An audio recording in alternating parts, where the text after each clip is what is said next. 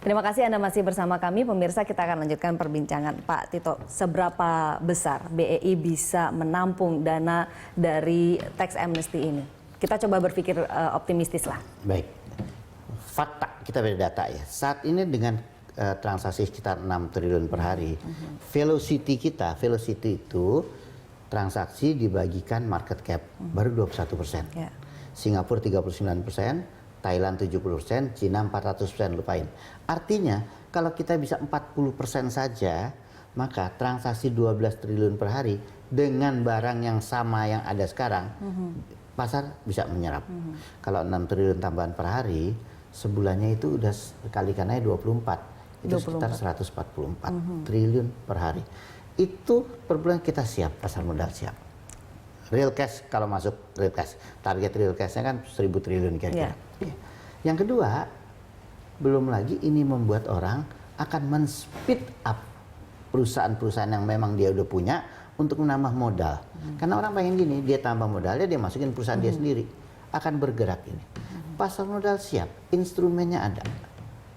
Angka yang target pemerintah, pasar modal siap untuk menampung. Oke, ini sudah sangat siap ya Pak ya. Karena fleksibilitasnya ada di situ, ya, peraturannya udah ada.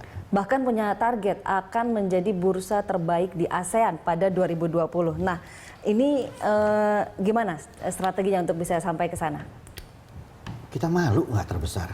Penduduk kita 250 juta. Potensi kita terbesar. Jumlah perusahaan ada. Oke lah, tadi dikatakan bahwa jumlah emiten kita 527, Malaysia sekitar 890, Singapura sekitar 700. Tapi jangan salah, Singapura dari 700 itu 480 hanya domestik, sisanya asing. Tapi 5 tahun terakhir, mereka turun 6%, 1%, kita growth 24%. Thailand growth 14%. Jadi kalau growth historical ini ke bawah, dengan angka kita tambahin menjadi 35, bukan 20-an, 5 tahun kita susul mereka.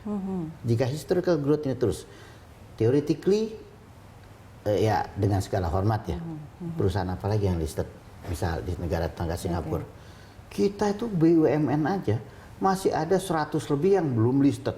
Anak perusahaan BUMN hampir 200, belum lagi perusahaan besar yang lainnya. Potensi kita besar. Pertanyaannya, mampukah kita menggerakkan ini? Karena yang 4 hal kita lakukan seperti tadi, menambah jumlah emiten dengan memudahkan aksesnya, memperkuat brokernya, like it or not, broker yang memperkuat diri, menambah produk broker, dan membantu distribusi kepada investornya.